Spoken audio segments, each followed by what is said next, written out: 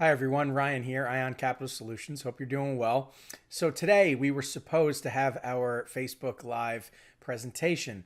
Unfortunately, we learned a valuable lesson live, and that was do not use Facebook's broadcasting system to go live. Instead, use a third-party broadcasting system to plug into Facebook so that we're able to do everything effectively that we wanted to do in the first place. So, with that being said, we were unable to go live on Facebook after trying a few times. We did have quite a few people show up, so a humbling day to say the least. But with that being said, we did convert over into a group call on Google Meet. We did record our presentation. And obviously, if you're watching this video, you're about to watch that presentation. So without wasting any more time talking about setup and trial and error, here's a presentation you all logged on to view. Thank you so much for your following us, your viewership, and of course, your interest in ION. Let's kick things off. Thanks.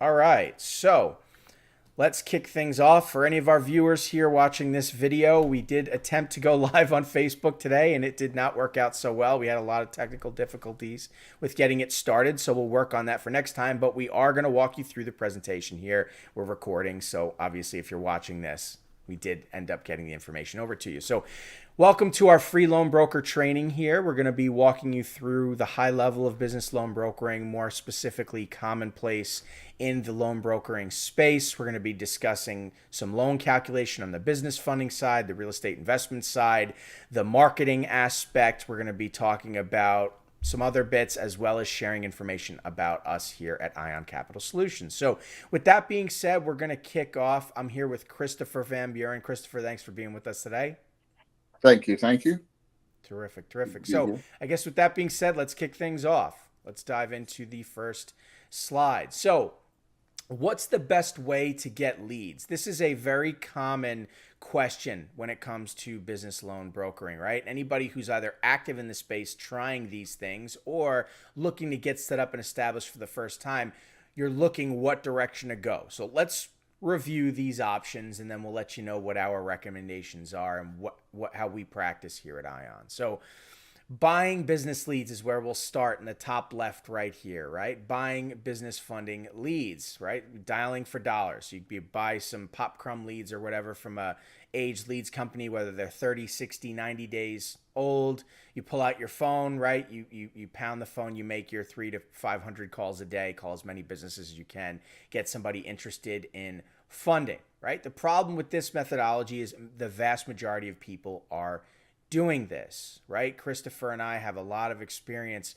calling and cold calling, and we know, and anybody who's active in this space knows just how often these business owners get calls like this. And the reality is endless solicitation becomes a pest to the client. And what happens as well is that this data is actually redistributed and sold to a lot of brokers. So what you end up with is very high contention files, as well as what we call in the business repeat offenders. These are people who frequently borrow money, have likely defaulted or missed payments in the past, have poor credit, and so getting them funded is more and more of a challenge every single time, right? And so that's the issue with buying leads. Do we recommend buying leads and cold calling? Absolutely not. For anybody who's out there cold calling every day, you'll be happy to know there is in fact a better way. So with that being said, let's talk about paid advertising, right? We know what it is to dial for dollars and buy leads and go that direction, but a lot of people want to hop on social media, start thinking about audience building, start thinking about running ads. Lord knows we've done it, running ads on Facebook and LinkedIn and YouTube and Google, and it sounds good, right? You're going to position an ad. It's a shotgun approach, get it out in front of a ton of business owners in the hopes that they will then be willing to apply with you for funding. The problem with this is it's quite expensive, quite expensive. And it's really more for branding.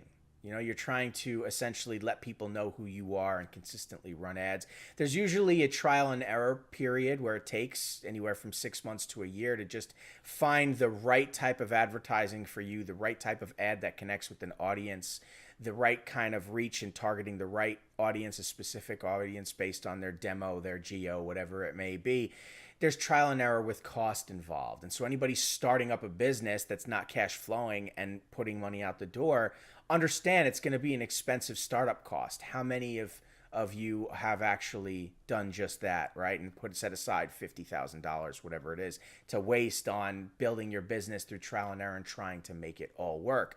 Building a business, something we're going to talk about in a little bit here.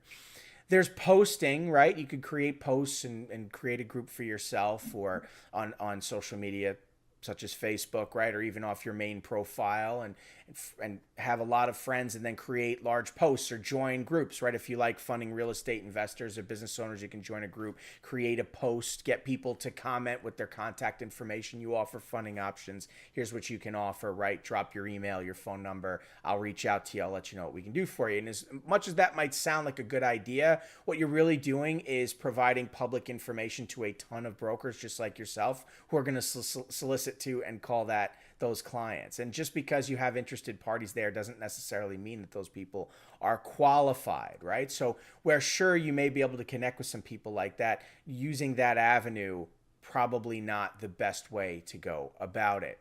There's SEO. I think without even diving into that can be quite complicated. You're usually going to have to get an agency involved. They're going to want their fee plus whatever your cost of operation is, again, paid not the right direction.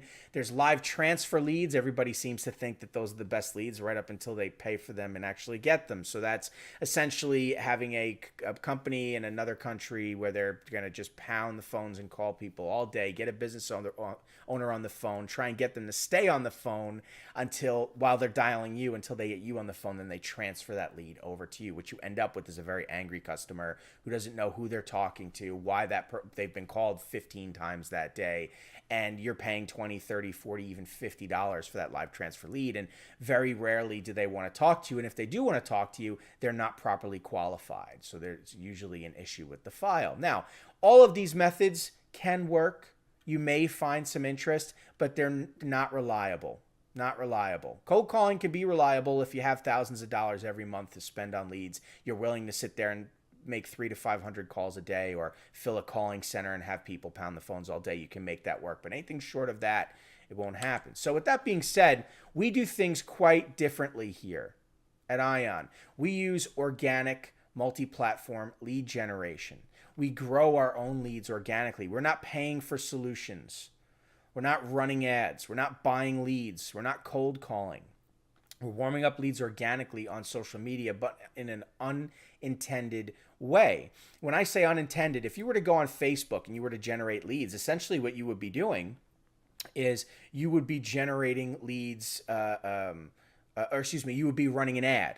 Right? So you would say, okay, I want to, I'm going to run an ad. It's going to reach this many people. Here's how many clicks, views I want to have. And there's a dollar amount associated with that, right? Or you're going to post. You create a post, then you can put money behind that post and boost that post. This is the way that Facebook wants you to use their platform. That's the intended way. If you were to go on YouTube, right, they want you to run ads and incorporate Google. And so you're using Google Ads and you have to get that all set up, which is very complicated and it's expensive.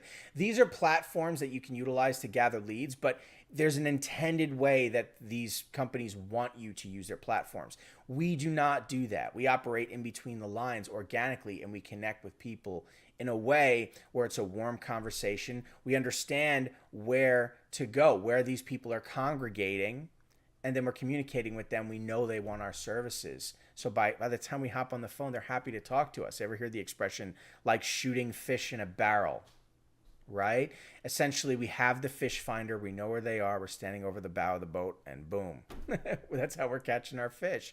Instead of casting a wide net, right, or trying to figure out the right bait. It's all about a specific workflow and understanding how to actually connect with people. So if you're watching this video and you want to know how we're actually doing this, obviously we're not going to share that over at the training video here. If you want to learn more about it, you can schedule a call, learn more about Ion, our programs, and how we do things. But one of the things I will share with you is that we are emailing. We do have email campaigns established and set up. We are using sequences to follow up with our clients automatically. We are using deliverability services to make sure that our emails are actually landing in clients' inboxes. Spam is a serious problem, and it's becoming more strict and stringent every single day. And so understanding how to properly navigate that space and utilize the right tools and how to put together an effective campaign can make all the difference when connecting with people. Now, this is not the only way that we're generating leads. It's multi-platform organic lead generation, but this is just one of those avenues. Christopher, you're quite good with the email sequencing and getting it established. You've run a lot of campaigns. Can you speak a little bit more to this methodology and how it can be helpful to connect with our audience? So, I mean, with emails, I mean, if you think about it, if we open up our email boxes right now, how many of us are receiving messages from companies, products, and services that we have long forgotten about? And literally with the ability to use technology and have these autoresponder programs, what these companies realize is that if I keep on sending you messages, when my message resonates with you, you're likely to open and take action. So the truth is, I don't know necessarily when someone's ready to make a move, but I want to be in a position to be there when they are making a move. And the best way to do that and stay in front of your people and generate the greatest ROI is by constantly sending out your messaging. And not all of it should be marketing specific. It could just be, hey, touching bases, seeing how you're doing.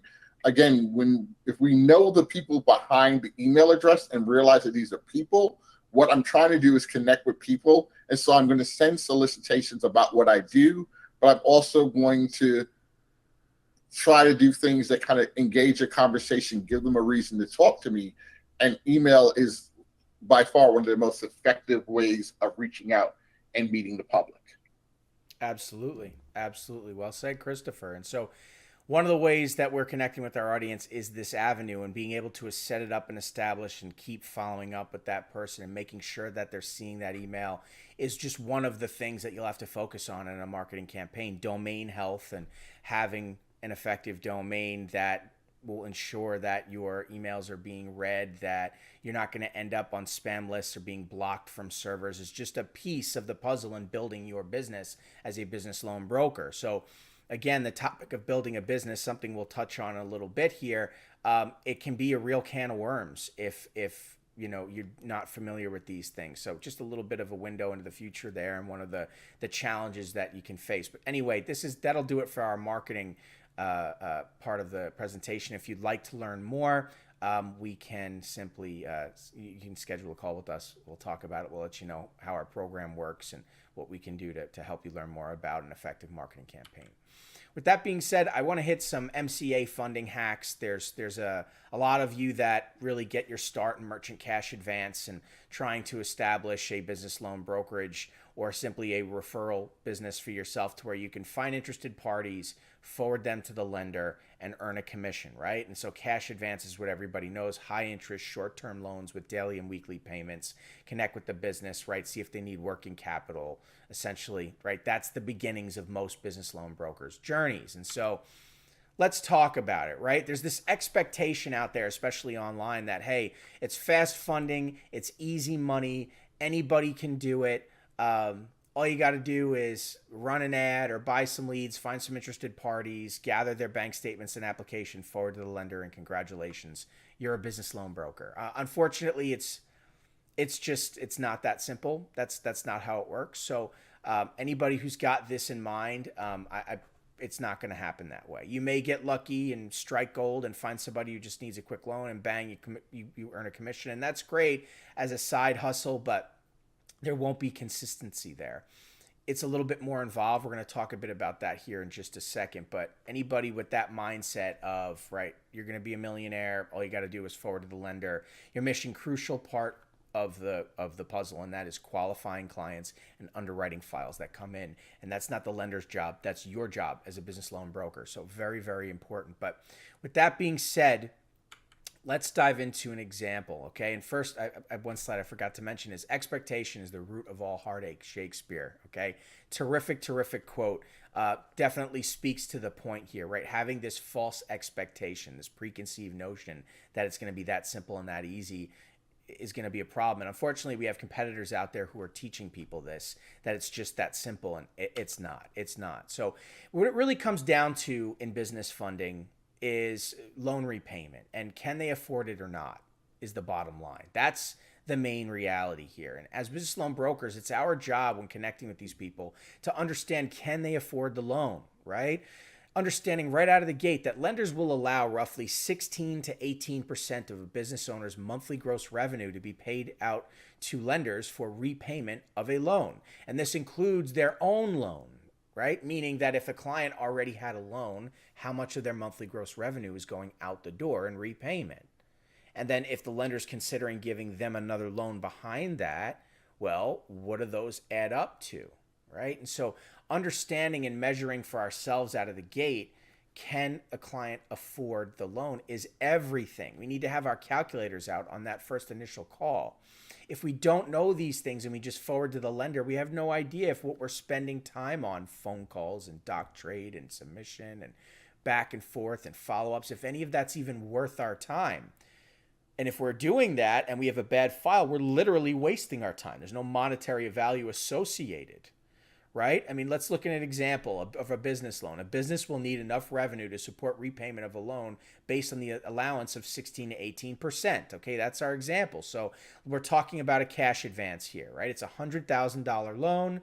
The average factor is a 138, meaning there's 38% interest on top of it, right? So 38% interest. Broker points is 8 points. That's what we would be charging, right? So please understand that you're going to have the principal, right, which is the loan amount, the interest, right? But then we also have our points. That's what we're charging. That's how we earn as brokers.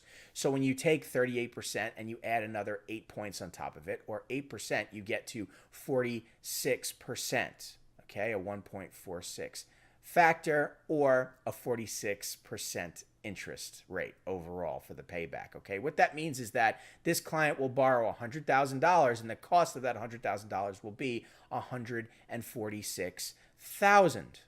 Okay, so with that being said, again, $100,000 paying back $146,000. We need to understand if the client can afford that payback.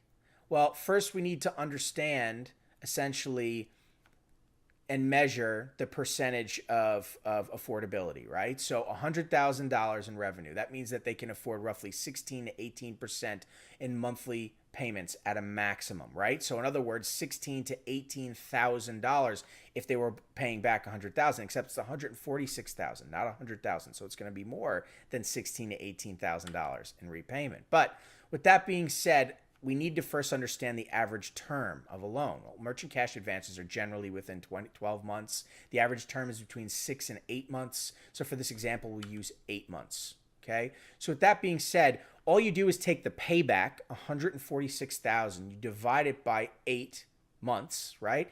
And you're going to get $18,250 a month. Okay. So that's 18.25% of their monthly gross revenue. Okay, so can they afford it? Yes, they can afford it. At an absolute maximum, they can afford to borrow. If they're grossing $100,000 a month, they can afford to borrow $100,000, paying back $146,000. At an absolute maximum, they could afford that payment schedule. Okay, but do they have other loans? Right? Do they have other loans that they're currently paying for?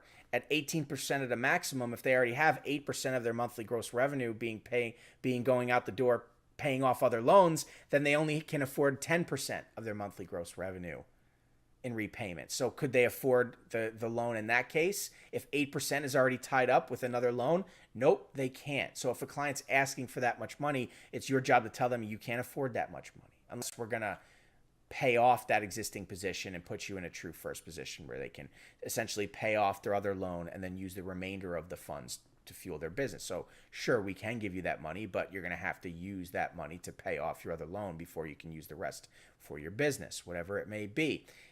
If this is sounding complicated, it should. That's the point. It's understanding this is the complexity around business funding, merchant cash advance, term loans, understanding affordability and how it all connects and how it works. Okay? The other thing to understand is that there's other factors that weigh into this, such as revenue, right? If we're looking at revenue with a client, we pull up their bank statements and we see deposits at the top and it says they're doing $100,000 a month in deposits. That doesn't necessarily mean that it's revenue. So we need to look at the line items and ascertain for ourselves, how does this actually work, right? What is revenue? What is a suspicious wire? For instance, if they have a wire from Blue Capital Funding for $25,000, that's not revenue. That's a loan, right? So we know their $100,000 in deposits deduct $25,000 because they don't have $100,000 in revenue. They have $75,000 in revenue. So that's going to affect everything I just showed you there, right? Understanding that is there stability in cash flow, right? Are there excessive negative days, overdraws? That's going to play its part, right? Are there other accounts? You're going to see wires transfers from other accounts. There's a transfer from account ending in these 4 digits. What is that account? Where is that money coming from? We need to see that account now. Is that actual revenue, or are they just moving money back and forth between accounts trying to make it look like revenue? These are the things that the lender is going to be doing. Their underwriting team is going to be looking at. It's our job as business loan brokers to know how this stuff works so that we can ascertain for ourselves whether or not we have a deal, whether or not they can afford it, whether or not their expectations are realistic. And if we don't set that client straight up front and let them know what's available to them, what's not available to them, we may be shooting ourselves in the foot. We may be putting ourselves in a position of wasting our own time because they'll never agree to the terms. They think they deserve something that they're not going to get. They have unrealistic expectations, so they're going to be upset and bothered, and then we believe that we're doing something wrong or there's something the lender's doing wrong or whatever it is. And reality is you just don't understand how the deal really works. And so it's creating a whole lot of chaos and confusion. Us as business loan brokers, it's our job to be the glue to hold all of this together. Okay, so there's a little bit about business loan brokering, merchant cash advance more specifically, how calculations work, understanding the numbers. If you want to learn more about it, there's a bunch of free trainings on our YouTube channel. And of course, you can schedule a call with us to learn more about how we do that here at Ion. So with that being said, Christopher now is going to walk you through real estate investment funding calculations, how to run an effective call with a client, understanding what questions to ask, how to work the numbers. Real estate investment funding is a very, very lucrative and active loan brokering space. The products are a lot more advantageous to the clients. The interest is far, far lower. We're not dealing with the toxic merchant cash advance. There's lots of ways to earn a commission, and hopefully you'll all learn that you don't just have to push a high interest short-term loan with a daily payment to make money in this space. There's lots of ways to do that. So with anyway, Christopher, please take it away. We'll start off with the 3 qualifying questions, and then I'll dive into your standard rehab loan calculation slides that you created.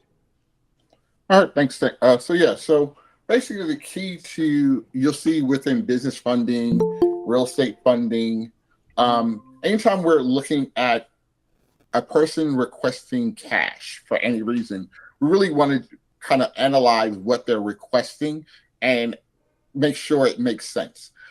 So just in business funding, there's a set of questions you want to know, fundability. It works the same way in real estate. We want to make sure that what a person's requesting, that they have the experience and capabilities of handling that project. And as consultants, our job is to lead them in directions where they can have the most success. So rule of thumb, when I'm talking with someone and they're talking about they're interested in real estate, one of the main things I want to get a roughly idea is about how much cash they're working with. Because in real world terms, money makes money. So when someone's saying I want to do a project, automatically in the back of my mind, my simple math is, if you tell me what the purchase price is, you tell me what your rehab budget is, That's your total cost. And I'm going to say, okay, you need to cover 30% of that number. And the way that 30% is allocated will be between down payment, closing costs, reserves, and the ability to start your rehab. Because the truth of the matter is, when a person does a rehab loan, the bank doesn't say, well, here, take the money and do whatever you want. They get the money, they get repaid money they put out. So when I'm looking at someone's fundability, I want to make sure that they can afford the project, not only the down payment, not only their closing costs, but could they handle making mortgage payments for 6 to 12 months? Do they have 10% of their overall budget to start the rehab? Do they have money to get the contractor going? Those are questions I'm going to find out. And that's why when I look at a deal, when they tell me their numbers, I'm automatically in my mind, boom, 30% of that equals X. So I already have an earmark on what they need beforehand. Second thing we're looking for in this example is what's the experience look like? So with inexperience, I use the analogy platinum, gold, and silver. The more experienced you are, the more of a proven entity that you know what you're doing, the bank's going to give you more favorable treatment. If you have limited experience, the bank's going to see you as a higher risk, and as a result, charge you accordingly to your risk profile. So experience is a key factor. And when I say experience, I'm looking for what happened in the last 3 years. We're only going back a small window of time. We're not dealing with someone who's had rental properties for 10 years. I need to know what you've done in the last 3 years, because obviously the market has grown, changed, and adapted over the last several years. And that's what I'm using, and that's what I give weight to. And then the final thing, as far as how hungry, and again, we all have a limited amount of time when I'm talking to someone on the phone, are we talking about an active deal right now? Because I realize that I only have so many days and hours in a day like everybody else. If we don't have a deal right now, then my mind, I know to put them in a different bucket. That bucket means let me follow up with them. I don't need to spend as much time. The urgency for them is not as high.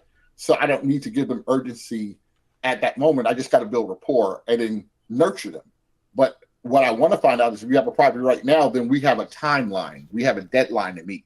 And I want to use that deadline when I'm doing my negotiations with them, explaining my funding program to them, that how my funding is going to hit their timeline. And that urgency is my urgency. And we're working in tandem. And I'm also protecting my time, because I'm giving energy to the highest priority thing when it occurs. So that way I'm not burning myself out. All right.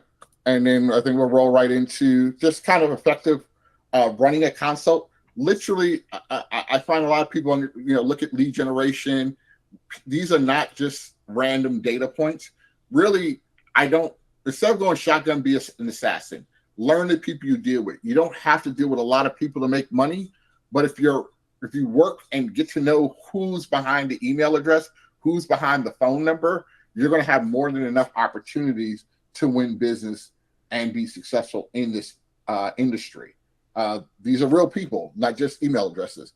And the quicker you can get to learn who they are as a person or as a business person, the sooner you're going to be able to have success in doing your brokering. I'm sorry, I'm doing two things. All right, so property one. So let's go with the first questions that I usually ask. Do we have a property in mind? If not, do we have a zip code on where you like to do your work at?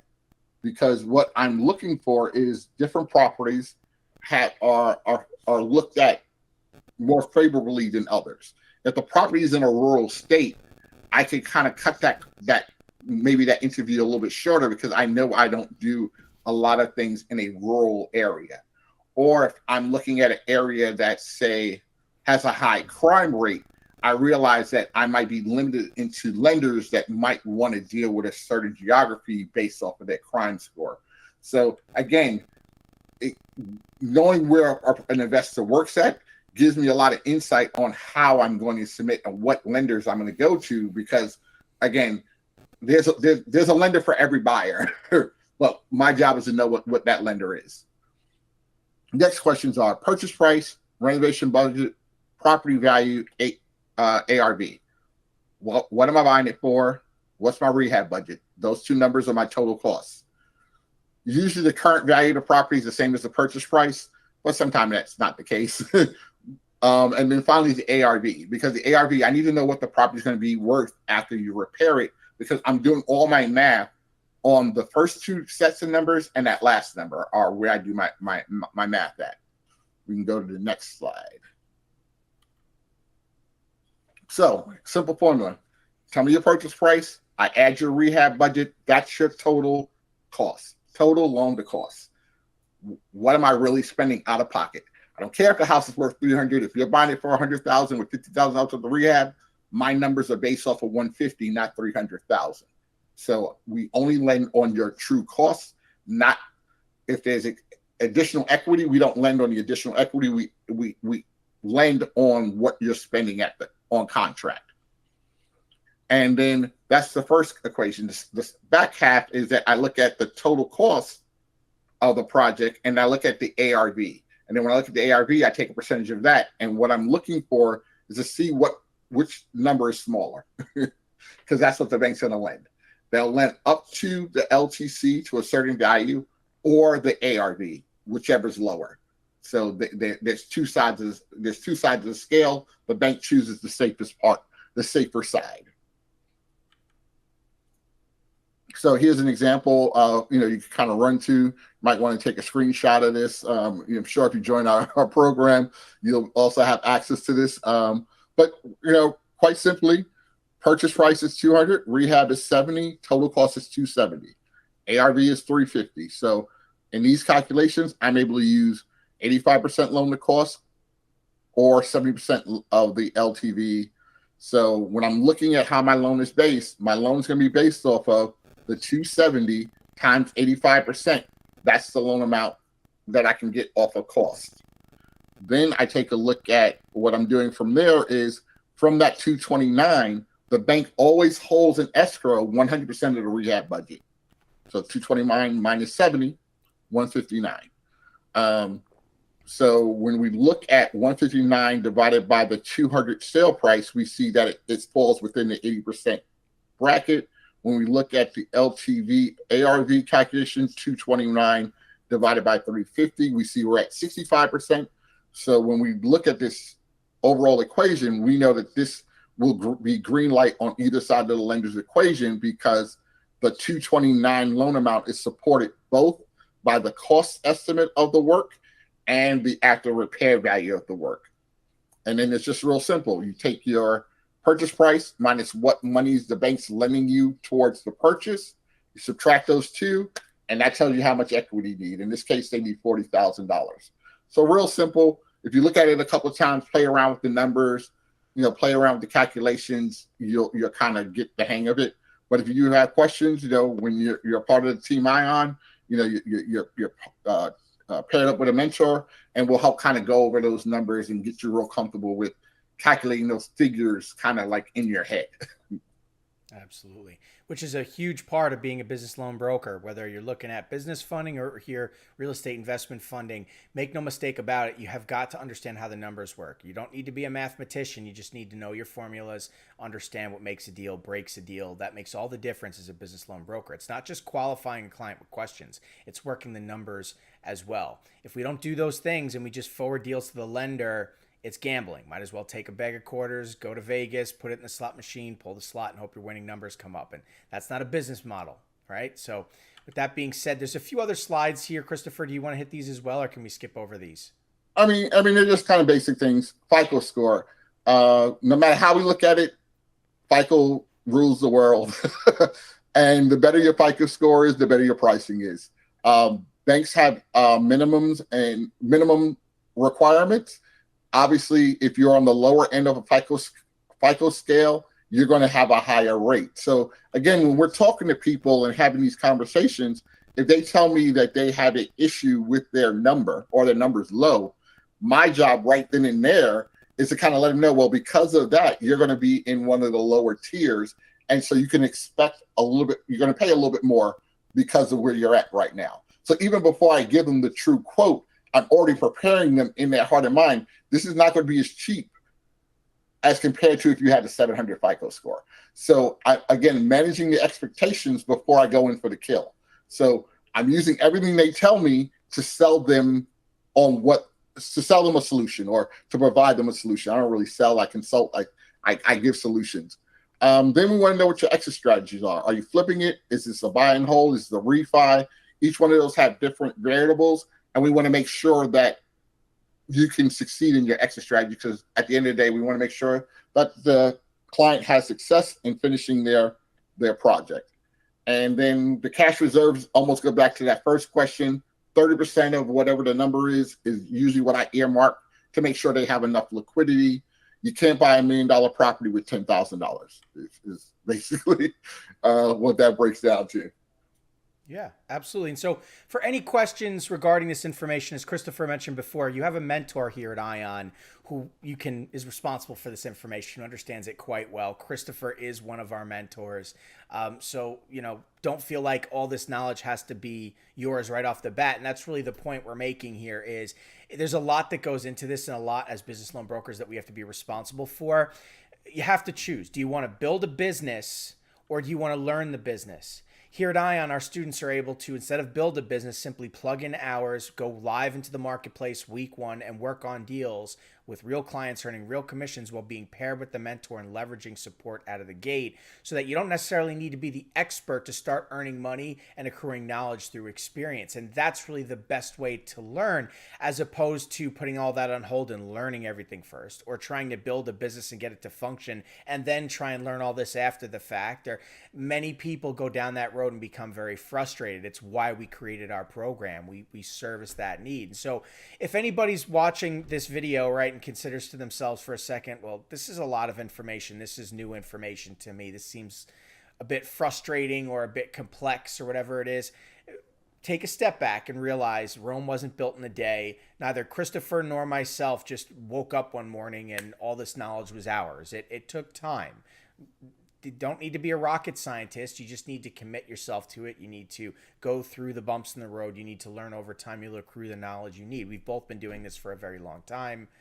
It's why we're able to speak to these points so articulately and pull from experience, which is why it just flows, right? But with that being said, there is a smarter way to do this, as I just alluded to. You don't need to actually build a business. We do not recommend building a business. The whole, there's other programs out there that'll say anyone can be a business loan broker. Just build a website and sign up with some lenders and run an ad or buy some leads and cold call and find some interested parties and forward to the lender and congratulations, you're a loan broker. I'm sorry, but those guys are completely full of it. That is not the profession of business loan brokering. We need to provide expert consultation to our clients. We need to properly vet those clients, them as business owners, their entity itself, their financials, their cash flow, their assets, their liquidity, the deal itself. We need to calculate affordability. This is what our lender partners are expecting of us, so that we submit good deals to them that can be funded. What they don't want is for us to just to give any old person who says, I need money, and we say, sure, no problem. Send me your bank statements and application and just forward to the lender and hope that the deals works out. That wastes everybody's time. It creates all kinds of confusion. And trying to build a business around that and buy an expensive CRM and build a website and try and get set up with the lenders and all the agreements and get all that established and then pay for leads and cold call and reach out to clients. It's like trying to perform surgery with a blindfold on. Imagine if I told you for a minute that anyone can be a surgeon. Just go get a white coat and some surgical equipment and go find some sick people on the street and bring them back home and start cutting them open and cut out the cancer. When you think about it that way, it's kind of ridiculous, And so don't try and build a business. Don't try and operate a business without experience. You need to be surrounded with experience and support. If we wanted to get involved in the insurance business with no experience, we'd go take a job. We start at entry level. We learn how it works. We work our way through different departments. We all know that to be true. That's indicative of the way life works.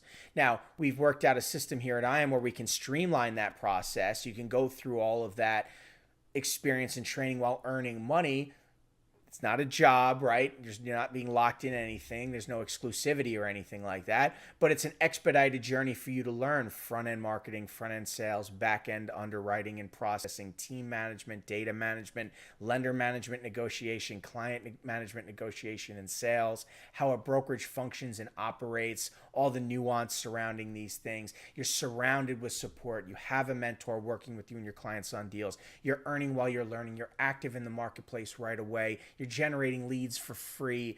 This is what you want to learn. This is the business. And through experience, you will accrue knowledge. And that's the best way to learn. So if this interests you, please reach out, schedule a call.